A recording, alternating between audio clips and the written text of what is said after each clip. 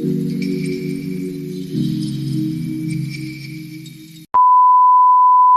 guys, good afternoon mga kasaragaga vlog. Ayun guys, andito ko ngayon sa Balloon, yung dati kong tinitiran guys. Dito ako dati mag-ano kami dito, mag-inuman. Dito dyan, oh may ano yan dati dyan, may purok. Ngayon wala na siyang purok. Dito kami ano guys, gala-gala. Kasi yung friend ko dito guys, namatay na siya. Wala na siya dito. Kaya hindi ako pumunta doon. Ewan ko kung doon ba yung mama niya. Matagal kasi ako doon guys. Nagano pa kami doon, nagtanim pa kami ng mangga, nagtanim kami ng almonsito, orange. Ewan ko kung buhay pa ba siya guys. So maganda sana ako pumunta doon, 'di ba? So wala tayong time kasi baka mamaya maiwan ako. So ayan.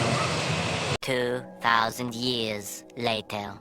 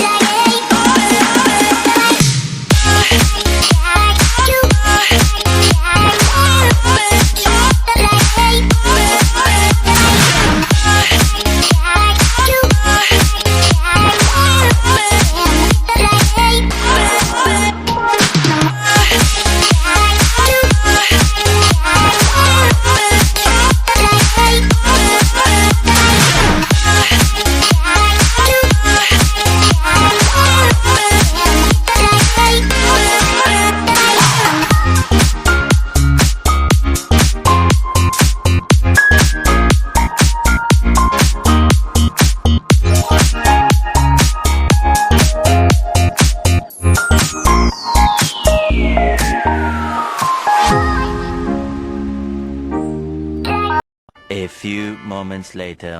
Yes, good morning, good morning. Ayan guys, aga tayo nagising kasi may parating na po na may parating po tayong mga bisita na mga side nila Madam Tucci. So kahapon guys, ang mga kaganapan kahapon, hindi kasi ako nakapag-upload kahapon kasi nagpunta kami doon sa grand reunion nila Madam Tucci sa Bansalan, Matanaw, Davao del Sur. Kay nag-reunion sila, kasama kami. So hindi ako nag-video doon kasi si Love nag-vlog sila vlog doon para hindi kami pareha ng content, pareha kami ng video. So hindi ako nagbibideo doon kahapon. Nagbideo lang ako doon sa may basakan, sa may Humayan. Kasi tinignan ko yung basakan namin doon kung okay pa ba. Okay pa ba yung basakan namin doon guys. So ang mga basakan kasi doon guys ay nang-harvest na. Wala nang mga wala nang humay. So agad tayo maglilinis kay mamayang tanghali darating po sila, at least tapos na tayo sa mga ginagawa natin, di ba? A few moments later. Ayan, magpunas-punas na lang tayo dito pag ganun kasi malinis man. Kahapon ako ng gano'n dito guys, nagmamap at saka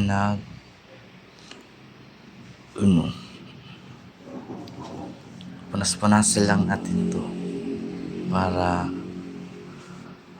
mawala yung alikabok. Kahapon kasi guys, ko dito, nag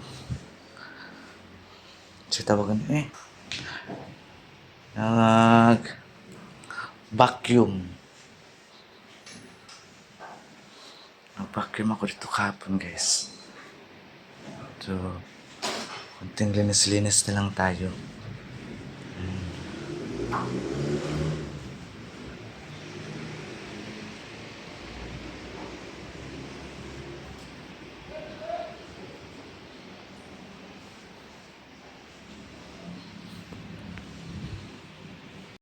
A few moments later. So dito na naman tayo sa hagdanan. Maglinis.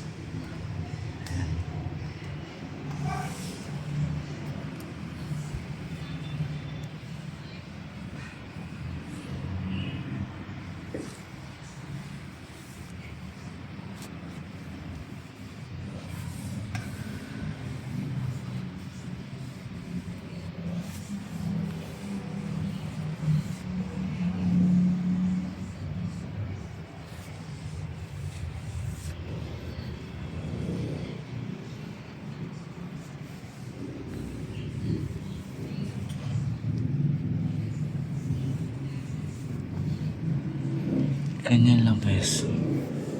Diba, madali lang. Tangga sa Alikabok.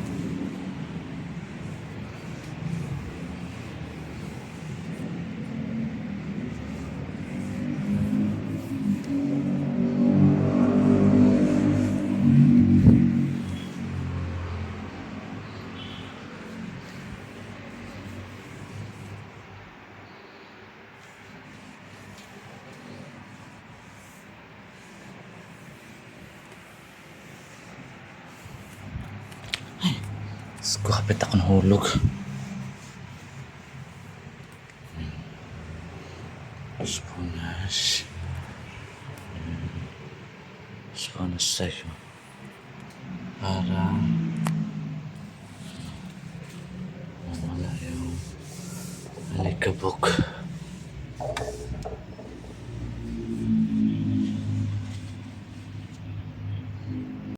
A few moments later. So ayan guys, naka-prepare na kami para mamaya sa bisita guys. So ayan, naka-table setting na po siya guys. Mamaya magdating na po yung bisita doon. Lagayan ng mga prutas. Ayan. So ayan, laging handa po tayo lahat sa anumang aguros ng bagyo. So ayan guys, punasan natin kasi may ilang days na ako dito hindi pa nakapunas. Ayan, para makintab ang ating mga enamels. Tara. Ito yung mga enamels guys. Perfect. Ito yung mga generic. Mga Ginebra. Ayan. Tanduay. White Castle. Yan po ang mga generic namin dito guys. Ito naman yung mga giveaways na sir. Ito yung mga mamahali na yan. Naka-ano pa oh. Static case. Ito yung mga mamahalin. Chivas. Itich pa. Ayan ang mga branded na inumin namin. Siniparit namin yung yung generic. Ito yun. Siniparit namin yung generic guys. Para ma-appreciate ninyo kung saan dito ang branded o dili branded. Pero sim lang yan siya. Oy, makahubog eh. Pag separate lang namin yung medyo high prices. Ayan ang pinakahayo. Bungo. Pag uminom ka niyan, isipin mo, bungo mo. 2,000 years later. So ayun guys, andyan na yung mga bisita. Andun na sila doon, nagkain na po. Ingay nila, di ba? So andun na sila, dumating na yung bisita.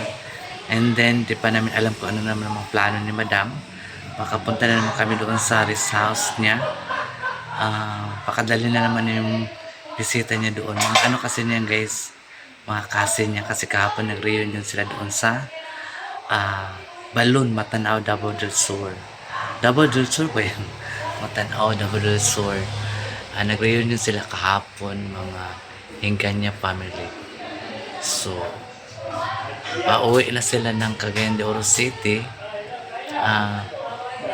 Nagdaan muna sila dito sa mansion ni Madam Tucci. Ay invite ni Madam na doon dito na lang sila magtanghalian. So, nagtanghalian na po sila guys. At nagpintuhan at nagtawanan na sila sa mga ano nila kasi nalasing sila. Nalasing kasi enjoy talaga pag maano guys, reunion. Super enjoy talaga ang reunion guys. Kasi doon mo makikita ang mga lahi. Doon mo makikita yung mga paryente mo na hindi mo talaga nakikita, hindi mo akalain baka naging boyfriend mo siya, naging girlfriend mo siya, kadugo mo pala. Kaya pala may ganyan na reunion, no? Kay, para magka-alaman kung saan ka talaga galing na kanununuan. Kasi pare-pareho naman siguro lahat, no? Na parang side by side lang, kaya lang nakakadiri naman yung sa dugo. Pero mayroon man talagang tao na ganyan na ano ba nila, kung ba tradisyon nila na mga ganyan. Pero sa atin na mga Kristiyano, ay wala sa atin yan. Depende lang sa ewan ko ba kasi kadalasan ewan ko ba bakit kasi yung iba mayroon man ding ano ganyan. So tayo iwasan natin kaya nagkaroon yun ang mga kanununuan. Siyempre yung mga anak, apo, siyempre hindi man natin malalaman ang panahon na biglang maglaki yung mga anak mo, apo mo, di nagkauyaban, Diyos ko, parinti lang pala. A few moments later. Kaya jud guys, tayo dapat may mga reunion tayo guys kasi hindi natin alam kung saan tayo magpunta, kung saan tayo mapadpad sa kapalaran natin. Yung pala mo magiging boyfriend natin o girlfriend ay side pala natin, third kadugo. Diba? Kailangan talaga mag-reunion guys para malalaman natin kung ano mga apelyido. Siyempre yung babae, apelyido ng babae, mawala talaga yung paglalaki ang mga pangasawa. Kasi ang dali ng babae, ang apelyido ng isang lalaki. So, yung anak-anak nila ay apelyido sa lalaki, yung middle name nila ay yung apelyido ng mama nila, ng dalaga pa. Diba? Ganyan man talaga yan siya. Pag ang babae mag-asawa, ang dinadala nilang apelyido ay apelyido ng bana nila. So, ang ilang apelyido sa babae, naging middle name na lang siya. So, kaya, kadalasan kasi, may mga ganyan na talaga yung maiwasan kasi, lalo na kung gwapo, Diyos ko! Kung gwapo, makilala mo guys, di mo na maisip kung, apelyido mo, hindi mo na maisip saan galing mama mo, ano apelyido ng mama mo, dalaga pa, ang lola at lolo mo, hindi mo na maisip ng ganun, di ba? So, kaya mag-ingat-ingat po tayo guys. Kahit, sa mga, dapat lang gadget guys, na reunion na to. Kami may reunion din kami mga patrolya. May reunion din kami. Sa May next year. Kasi dati, ngayong May, nag-reunion kami May 24 o 25. Hindi ako nakating kasi sa Buanga. So, busy din kami dito. May mga bisita din kami. So, hindi ako nakapagpaalam kay madam. Kasi may bisita man, kawawa naman iiwan namin sila. Kasi sila lang, dalawa lang maiwan dito. Dapat tatlo, di ba? A few moments later. So, ayun guys, mga Kasaragaga Vlog. Ito po yung mga kaganapan ni Saragaga Vlog. Ay nagpunta po kami kahapon. Nag-attend po ako ng reunion sa mga Hinganya family. Sinama po kami ni Madam To tsaka ni Sir Joel para masaksihan namin yung reunion nila sa pamilya nila guys. So, hindi ako nagbablog doon kasi nag-vlog sila vlog. Ayaw ko pong magkapareha kami ng content nagbablog na ako doon sa namin basakan. Gisolve ko yung basakan namin kung okay pa ba siya, okay pa siya taniman ng mga palay, okay pa man siya. Wala pala siya nabinta. Ang ganda talaga doon tanawin ng mga guys, sa palayan. Ang ganda talaga guys. Ang haba ng paningin mo. Pagtingin mo ang layo. Ang layo talaga ng tingin nila. So ayan guys, please don't skip my ads sa Saragaga and please subscribe kung hindi pa kayo updated sa mga channel ko. Please subscribe sa Saragaga Vlog. Ayan guys. Ano ko lang sa inyo, skip my ads sa Saragaga para naman po tayo, magtulungan na naman po tayo kasi pareho naman tayo na nangangailangan. Nangangailangan ng boyfriend. Ayan. Pero sa akin, antayin ko na lang kung darating man siya o hindi. Kapalaran mo na yun. Ay, Diyos ko Lord. Pambira naman kasi yung mga lalaki ngayon. Sa ngayon na talagang panahon ang hinabol sa mga lalaki. Hindi naman lahat ng lalaki mayroon naman lalaking matino, mayroon din lalaking pera lang habol sa bakla o kaligayahan lang ang hinahabol nila para magkapira sila. Sa panahon kasi ngayon yun ang kadalasan, binubuli yung mga bakla, pinipirahan yung mga bakla. Okay lang yun. So, as hindi ka binubugbog, saka hindi ka di ba? So, ayan guys. Yan na po ang mga kwentuhan natin. Tapusin na natin guys. So, ayan. Bye-bye na.